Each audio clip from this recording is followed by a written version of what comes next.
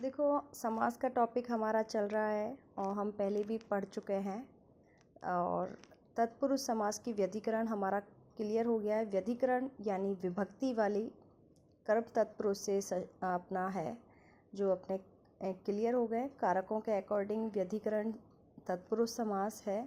कारकों के ही नाम पर उनका नाम भी रखा गया है। कर्म तत्पुरुष, करण तत्पुरुष, संप्रदान तत्पुरुष, अपादान, संबंध और अपना अधिकरण। ठीक है, उसी प्रकार से ये हमने 6 भेद पढ़े हैं और उसके अलावा जो अपने अन्य भेद हैं वो आज हम पढ़ रहे हैं। आरबीएसई और सीबीएसई दोनों में ये कॉमन टॉपिक है, लेकिन स्पेशली मैं सीबीएसई 9th क्लास के लिए ये एक समास का टॉपिक लिया है जो शॉर्ट और स्वीट तरीके से एक्सप्लेन किया है। इसके अन्य भेद भी हैं। नई तत्पुरुष समास में जिस समास में पूर्व पद निषेधवाची हो यानी नेगेटिव रहेंगे, इसमें ना आएगा, वो आपके सभी उदाहरण अधिकतर नई तत्पुरुष समास के माने जाएंगे। जैसे ना आस्तिक, नास्तिक है। ना आस्तिक यानी वो आस्तिक नहीं है, नास्तिक है, तो ये नई में जाएगा। अधर्म, जो धर्म नहीं जानता है, अधर्म, ना धर्म। ठीक है। अनिच्छा, जिसकी इच्छा नहीं है, ना इच्छा। उसी प्रकार से असत्य है, ना सत्य है। और अयोग्य व्यक्ति को ना योग्य में डिफाइन करेंगे। अनपढ़, ना पढ़ा हुआ। अनिच्छा, ना इच्छा है, जिसकी कोई इच्छा नहीं है। असंभव, जो संभव नहीं है। अधर्म, ना धर्म। नेक्स्ट है अनाथ, जिसका कोई नाथ नहीं है, स्वामी नहीं है, अनाथ। अनहोनी, ना होनी, यानी ऐसी कोई अनहोनी ना हो, ऐसी कोई बात ना हो। ठीक है, ये अपना ना से डिफाइन हो रहा है। अपठित, ना पठित। असफल, ना सफल। अमर, ना मर, यानी जो कभी ना मरे, अमर। अनुदार, ना उदार, जो उदार ना हो। तो ये जितने भी उदाहरण हैं हमारे नई तत्पुरुष पे है। पहला आ या ना, उससे ये पता चलेगा कि ये नेगेटिव व्यू में जाएगा, उसका हमें हिंदी अर्थ करके निकालना है। नई तत्पुरुष के उदाहरण सभी इसी प्रकार से मिलेंगे। नेक्स्ट है अपना कर्मधारय ये समास है। ये भी तत्पुरुष के अन्य प्रकारों के अंतर्गत आ रहा है। इसमें कुछ विशेषताएं बताई गई हैं, जैसे कि पूर्व पद गौण है, उत्तर पद प्रमुख माना गया है। उत्तर पद के आधार पर ही कर्मधारय समास की पहचान होगी। इसमें सेकंड पॉइंट है, दोनों पद में विशेषण, विशेष्य और उपमान, उपमेय का प्रयोग होता है। ये इसकी विशेषता मानी जाती है कर्मधारय समास में। नेक्स्ट है उपमान भी विशेषण का कार्य करता है और उपमेय विशेष्य का करता है।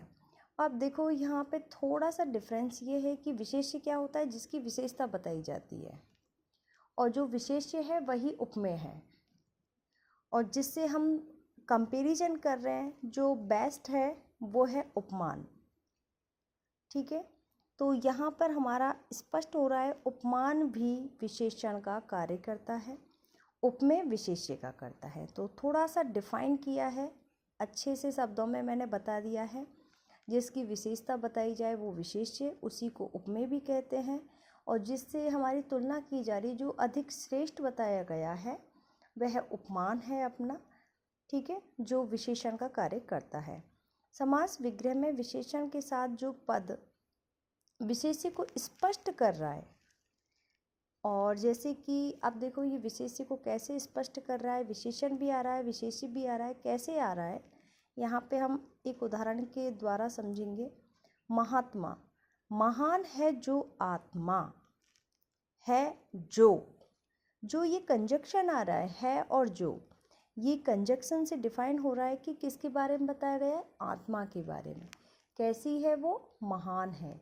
महान आपका विशेषण हो गया है, जो डिफाइन कर रहा है किसके बारे में, आत्मा के बारे में। महान है जो आत्मा, तो ये महात्मा कर्मधारय समास के अंतर्गत आ जाएगा। नीलकंठ, नीला है कंठ जो, ये नीला है जो कंठ।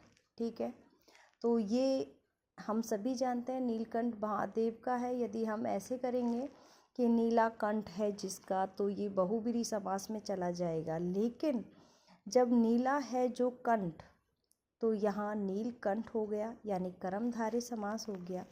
उसी प्रकार से उपमेय और उपमेय, उपमान और उपमेय वाले समास में उपमा अलंकार भी होता है। अब यहाँ हम समास पढ़ रहे हैं, लेकिन एक थोड़ा सा भी आपको आइडिया हो तो अलंकारों का एक टॉपिक होता है, CBSE 9th और 10th में है और RBSE में नहीं है अलंकार का टॉपिक। तो ये उपमा अलंकार का विशेष परिचय भी होगा, आपको उदाहरण भी मिलेंगे आपके बुक में, जो क्षितिज बुक है RBSE और CBSE दोनों के लिए है, उसमें उपमा अलंकार के बहुत सारे उदाहरण भी हैं। तो उसमें भी ये स्पष्ट हो जाएगा कर्मधारय समास और उपमा अलंकार। ठीक है, तो इन दोनों की ये खासियत होती है, उपमा अलंकार वहाँ पे होगा जहाँ पे आपका विशेषण और विशेष्य का प्रयोग है, उपमान और उपमेय का प्रयोग है।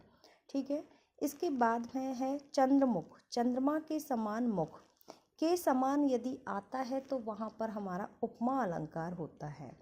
यहाँ पे विशेषण भी है के समान, यानी डिफाइन किया है मुख को, तो ये बता दिया है कर्मधारय समास है और उपमा अलंकार है।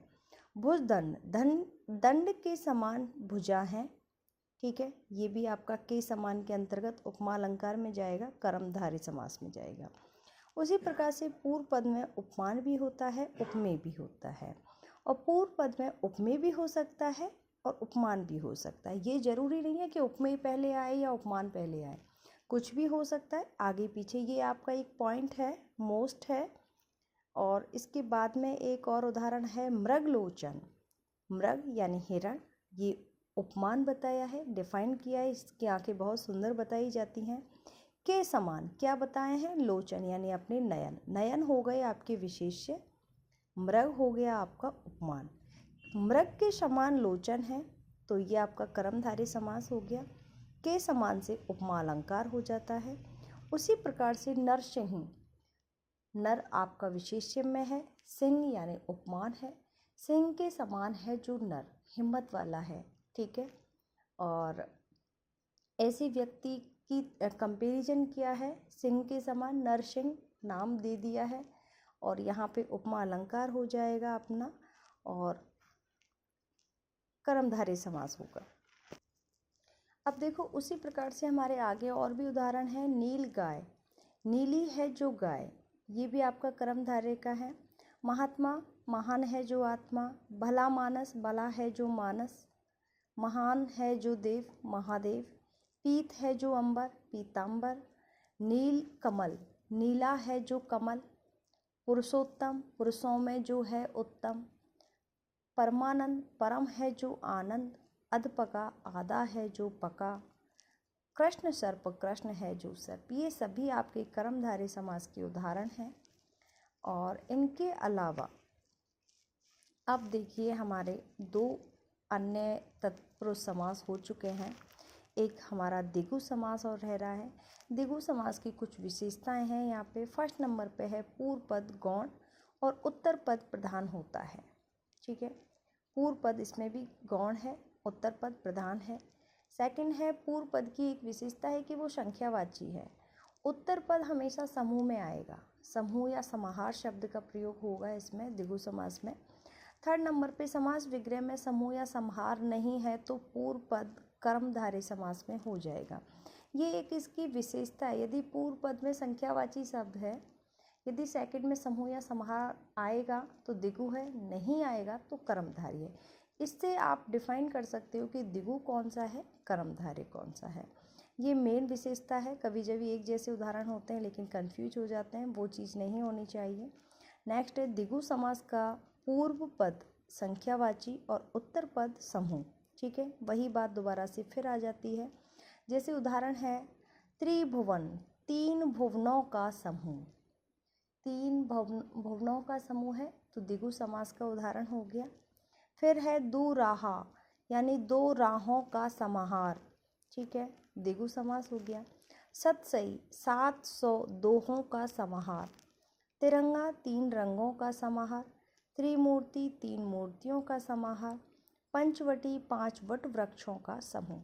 ये सभी द्विगु समास के उदाहरण हैं। उसी प्रकार से कुछ और उदाहरण हैं यहाँ पर। अठन्नी, 8 आनों का समाहार। 9 ग्रहों का समाहार, नवग्रह अठन्नी। ठीक है, ये विग्रह पता होना चाहिए। नवरत्न, नवरत्नों का समाहार, द्विगु समास का उदाहरण। शताब्दी, 100 अब्दों, 100 शब्दों की जगह ये अब्दों हैं ये आपका।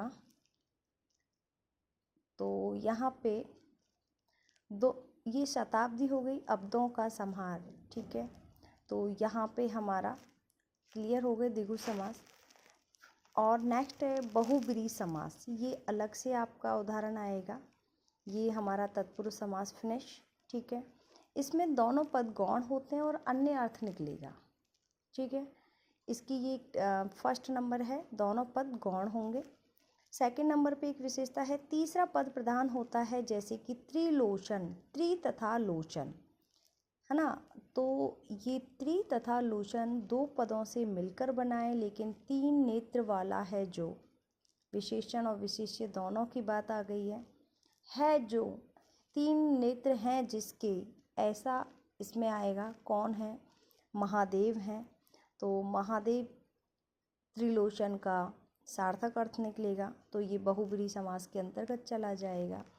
और यदि हम करते हैं त्रिलोचनों का समाहार, तो ये द्विगु समास के उदाहरण में चला जाएगा।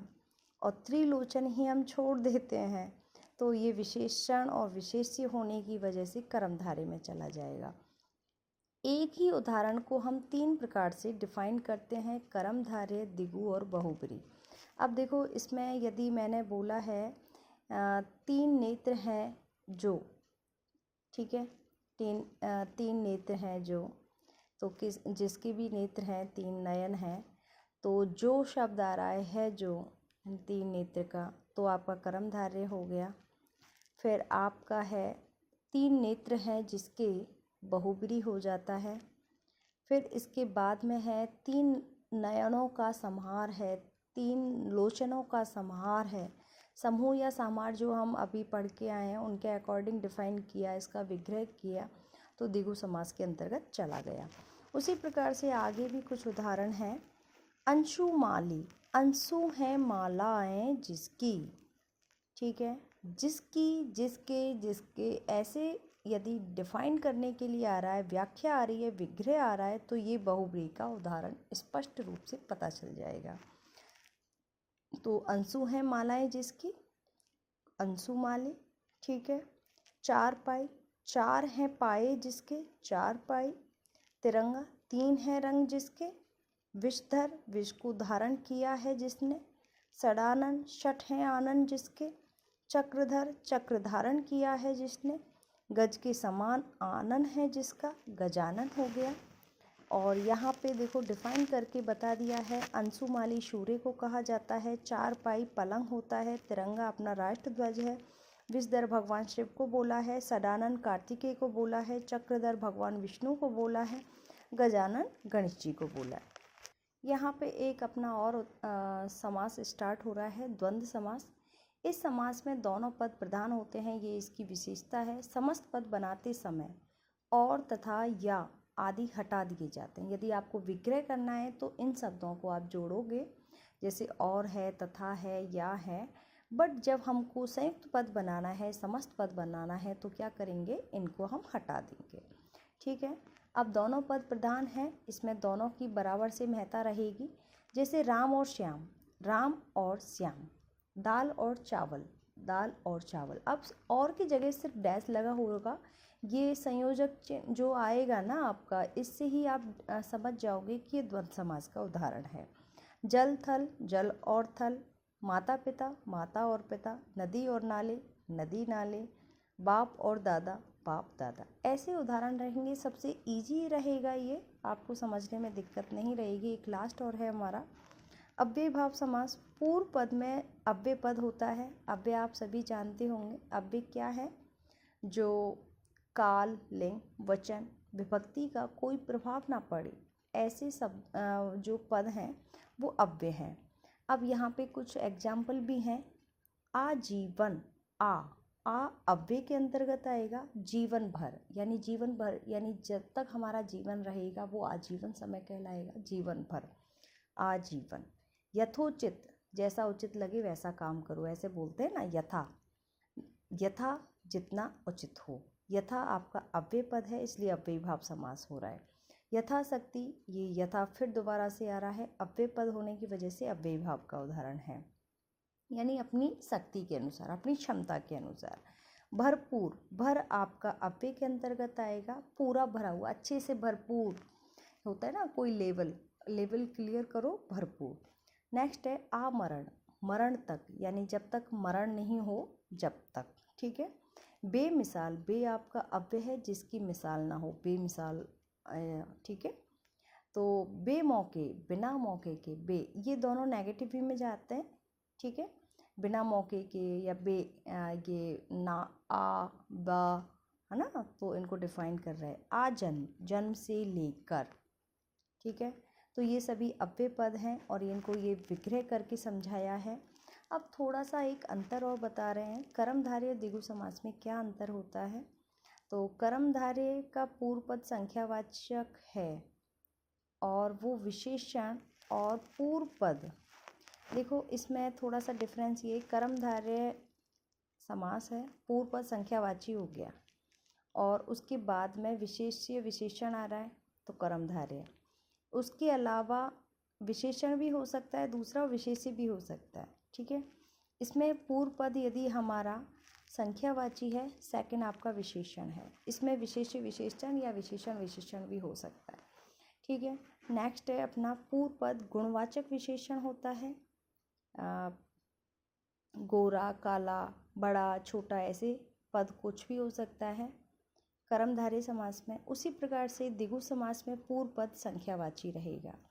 यहाँ पे विग्रह करते हुए समूह समाहार का प्रयोग नहीं होता, लेकिन द्विगु समास में होता है। ये हम पहले भी हम जब द्विगु समास पढ़ रहे थे, जब क्लियर हो चुका है।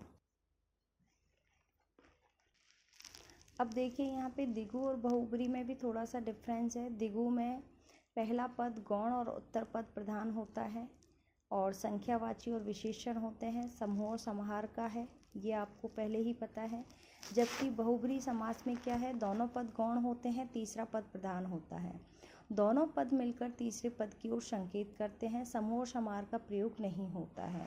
अब यहाँ पे उसी प्रकार से एग्जाम्पल भी हैं। द्विगु समास का तीन रंगों का समाहार, ठीक है, समाहार आ गया तो द्विगु हो गया और इसी में तीन रंग है, जिसके कौन है, राष्ट्रध्वज है अपना, यहाँ पे है त्रिमूर्ति, तीन मूर्तियों का समाहार, द्विगु समास में चला जाएगा। उसी प्रकार से त्रिमूर्ति, तीन मूर्तियाँ हैं जिसकी अपने ब्रह्मा विष्णु महेश तीन भगवान माने जाते हैं मेन।